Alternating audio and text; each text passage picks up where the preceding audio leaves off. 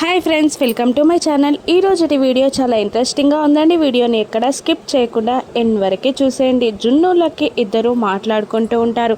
అమ్మ చాలా కష్టాలు పడింది, నాన్న కోసం చాలా ఏడ్చేది అని జున్ను అంటూ ఉండగా లక్కీ కూడా అవును, నాన్న కూడా అమ్మ కోసం చాలా ఏడ్చేవాడు, అమ్మని చాలా మిస్ అయ్యేవాడు అని అంటూ ఉండగా అవును, మన అమ్మ నాన్న ఇద్దరు మంచివాళ్ళే, ఆ మనీషే వాళ్ళిద్దరిని విడదీయడానికి ట్రై చేస్తుంది అని అనుకుంటూ ఉంటారు పిల్లలు.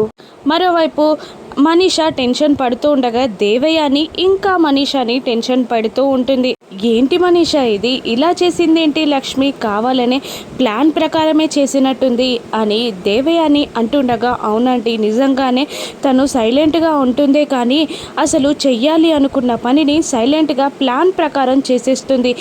నేను ఇంట్లో ఉన్నట్టే కానీ నాకన్నా ఎక్కువ ప్లాన్స్ వేస్తుంది అది అని మనీషా లక్ష్మిని తిడుతూ ఉండగా దేవయాని అవును, నిజంగానే నిజం ఇది, భార్యాభర్తలు ఇద్దరు ఒకే రూమ్లో ఉన్నారు, అసలు పైగా చాలా రోజుల నుండి ఏకాంతం దొరకకుండా విడివిడిగా ఉన్నారు. ఇప్పుడు రాత్రిపూట ఒకే రూమ్లో వాళ్ళిద్దరూ అలాగే ఉండిపోయారు.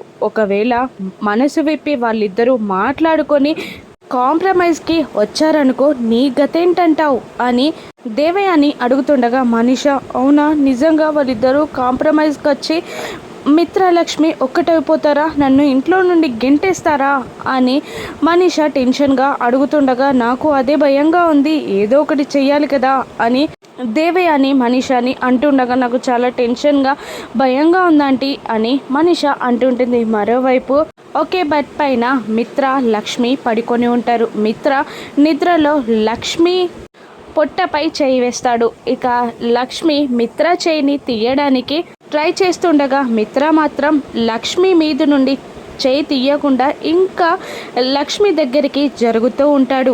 అలా లక్ష్మి మిత్రని ప్రేమగా మైమర్చిపోయి చూస్తూ ఇలా అనుకుంటూ ఉంటుంది, లేదు ఇప్పుడు నేను కనుక చెయ్యి తీస్తే ఆయన మంచి నిద్రలో ఉన్నారు, నిద్ర డిస్టర్బ్ అయ్యే ఛాన్సెస్ ఉంటాయి కాబట్టి నేనేమనను అని అంటూ మరొక 5 minutes అలాగే మిత్రని చూసి అలాగే సైలెంట్గా పడుకుంటుంది లక్ష్మి కూడా. ఇంకా మిత్ర లక్ష్మి దగ్గరగా జరుగుతూ ఉంటారు. ఇంతలో తెల్లవారిపోతుంది.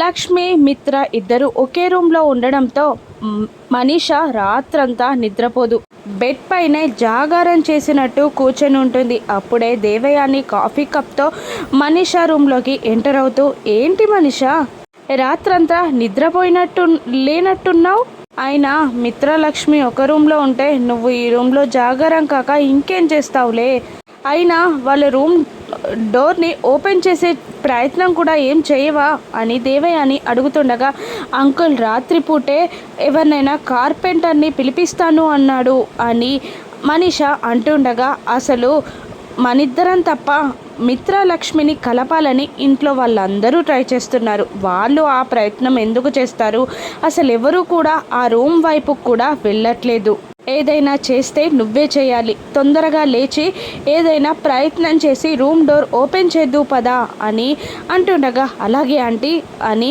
అంటూ మనీషా కోపంగా బెడ్ దిగగా దేవయాని మనీషా ఇద్దరు బయటికి వస్తూ ఉంటారు. ఇంతలో లక్కీ మిత్ర రూమ్ డోర్ కీని పట్టుకొని సంతోషంగా అరుస్తూ హే నాన్న, రూమ్ డోర్ కీ దొరికింది నాకు అని దేవయాని దగ్గరికి వస్తుంది. ఇక దేవయాని లక్కీని అనుమానంగా చూస్తూ నిజంగా చెప్పు, నువ్వు కావాలనే ఆ కీని దాచిపెట్టావా అని దేవయాని అడుగుతుండగా అయ్యో మనీషా, దేవయాని నాకేం అవసరం, అలా కీ నేనెందుకు తీస్తాను, ఇప్పుడే దొరికింది కావాలంటే చూడు అని పైకి అంటూనే దేవయానికి కన్ను కొట్టి పైకి పరిగెడుతుంది లక్కీ.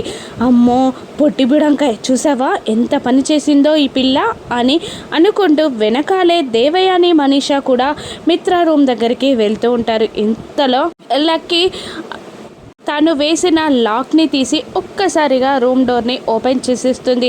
ఇక రూమ్ డోర్ని లక్కీ ఓపెన్ చేయగానే లోపల రూమ్లో ఉన్న సిచ్యువేషన్ని చూసి దేవయాని మనీషా ఇద్దరు షాక్ అవుతూ ఉంటారు. లోపల మిత్ర లక్ష్మి ఒకే బెడ్ పై పడుకొని ఉన్నారు. లక్ష్మి పైన మిత్ర చెయ్యి వేసుకొని పెళ్ళాన్ని దగ్గరగా తీసుకొని పడుకొని ఉన్నాడు. అది చూసి మనీష గుండెలు బద్దలైపోయాయి. ఇక దేవయాని కూడా షాకింగ్గా చూస్తూ ఉండిపోయింది.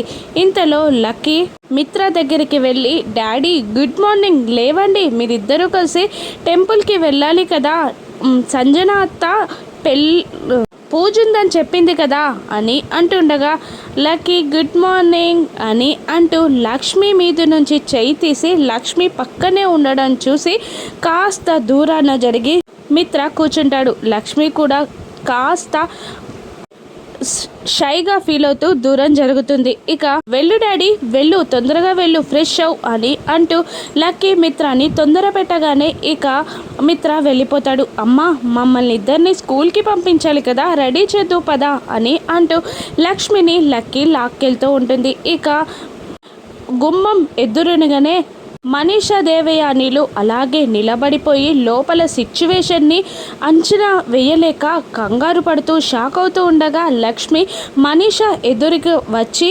చన్నగా స్మైల్ ఇస్తూ సిగ్గుపడుతూ అక్కడి నుండి శోభనం పెళ్లి కూతురులాగా సిగ్గుపడుతూ లక్ష్మి వెళ్ళిపోతుంది. ఇక ఆ స్మైల్ చూసావా అని దేవయాని మనీషాని అంటుండగా, చూశాను, అయినా లక్ష్మిదేం తప్పుంది, మిత్రాది కదా తప్పు, ఒకే బెడ్ పై పడుకుంటారా వీళ్ళిద్దరూ అని అనుకుంటూ, మిత్ర ఏం చేసావు నువ్వు అసలు, నిన్ననేమో జున్నుని కొడుగ్గా ఒప్పుకున్నావు, రాత్రేమో లక్ష్మిని ఒకే బెడ్ పై పడుకోబెట్టుకున్నావు, అసలు ఏమనుకుంటున్నావు, నన్నేం చేయాలి అనుకుంటున్నావు అని మనీషా చాలా అసభ్యకరంగా మాట్లాడుతుండగా, మిత్ర మనీషా ఏంటా అసహ్యకరమైన మాటలు, అసలు లక్ష్మి కాదు నువ్వు ఆ టైంలో అక్కడున్నా నేను అదే పని చేసేవాడిని, నిన్ను బెడ్ పైన పడుకొనిచ్చేవాడిని అని అంటుండగా, అంటే నేను లక్ష్మి ఒక్కటేనా నీకు, నన్ను మోసం చేయాలి అని చూస్తున్నావా, లక్ష్మి నిన్ను మోసం చేసినట్టు నువ్వు నన్ను మోసం చేస్తావా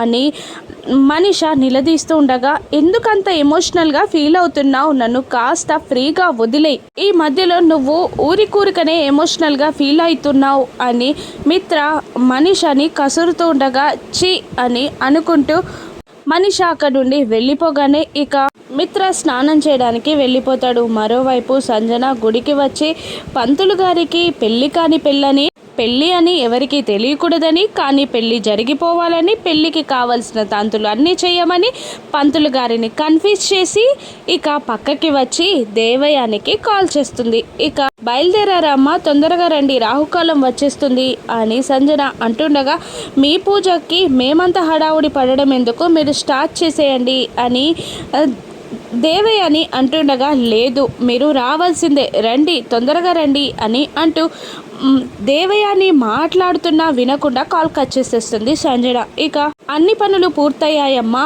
అని పంతులు గారు అంటుండగా, ఎందుకు టెన్షన్ పడుతున్నా, ఏం కాదు, ఆ దేవుడే చూసుకుంటాడు అని సంజననే పంతులు గారికి ధైర్యం చెప్తూ ఉంటుంది. మరోవైపు లక్ష్మి కూడా చక్కగా రెడీ అయి హాల్లోకి వచ్చేసరికి వివేక్ పెళ్లి కొడుకులా రెడీ అయి కిందికి దిగి వస్తూ ఉంటాడు. ఇక వివేక్ని చూసి అనుమానంగా లక్ష్మి, ఏంటి వివేక్ పెళ్లి కొడుకులా రెడీ అయ్యావు, అసలు ఇది పూజేనా అని అంటుండగా, పూజే వదిన, ఎందుకంత డౌట్ పడుతున్నారు అని అంటూనే మాట మార్చేస్తూ ఉంటారు. ఇక మనీషా దేవయానిలు మాట్లాడుకొని సంజన అందరినీ రమ్మని చెప్పిందని చెప్పి అందరూ కలిసి వెళ్ళాలని అంటూ ఎవరెక్కడి వరకు రెడీ అయ్యారో చూద్దామంటూ హాల్లోకి వచ్చేస్తారు. ఇక దేవయాని అందరూ రెడీ అయ్యారా అని అడుగుతుండగానే అరవింద జాను ఎక్కడా అని అడుగుతూ ఉంటుంది. ఇంతలో మిత్ర జయదేవ్ నందన్లు కూడా రెడీ అయి కిందికి దిగి వస్తూ ఉంటారు. అప్పుడే జాను పెళ్లి కూతుర్లా రెడీ అయి కిందికి దిగి వస్తూ ఉండగా లక్ష్మి, అదిగోండి అత్తయ్య గారు జాను వస్తుంది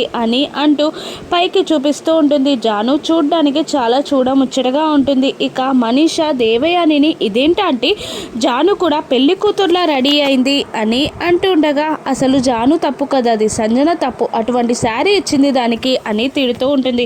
ఇక జాను రాగానే అరవింద మెచ్చుకుంటూ ఉంటుంది, ఎంత బాగున్నావు, పుత్తడి బొమ్మలాగా అచ్చం పెళ్లి కూతురులాగా ఉన్నావు అని అంటూ ఉంటుంది. ఇక వివేక్ ఇలా అంటుంటాడు, నేను పెద్దనాన్న మేము ముగ్గురం ఒక కారులో వెళ్ళిపోతాం, మీరందరూ మరో కారులో రండి అని అంటుండగా, ఎందుకలా, మేము కూడా కలిసే వస్తాం అని అరవింద దేవయాని అంటుండగా, పర్లేదు మీరు వేరే కారులో రండి అని అంటూ వాళ్ళు వెళ్ళిపోతారు. ఇక లక్ష్మి, మనీషా, దేవయాని, అరవింద, జానులు ఒక కారులో వస్తూ ఉంటారు. ఇక దేవయాని, మనీషా ఇద్దరు లక్ష్మి, జానుల మీద ఫైర్ అవుతూ ఉంటారు. ఇక జానుకి పెళ్లి యోగం లేదని అంటుంటే మనీషాకి పెళ్లి కాలేదు అని అరవింద అంటూ ఉంటుంది. మీరిద్దరూ కలిసి జాను పెళ్లి చేసేలా ఉన్నారు అని అంటుండగా టైం వస్తే ఆగదు అని లక్ష్మి రివర్స్ పంచ్ వేస్తూ ఉంటుంది. ఇక మరోవైపు నీ పెళ్లికి హెల్ప్ చేయలేకపోతున్నాం అని మిత్ర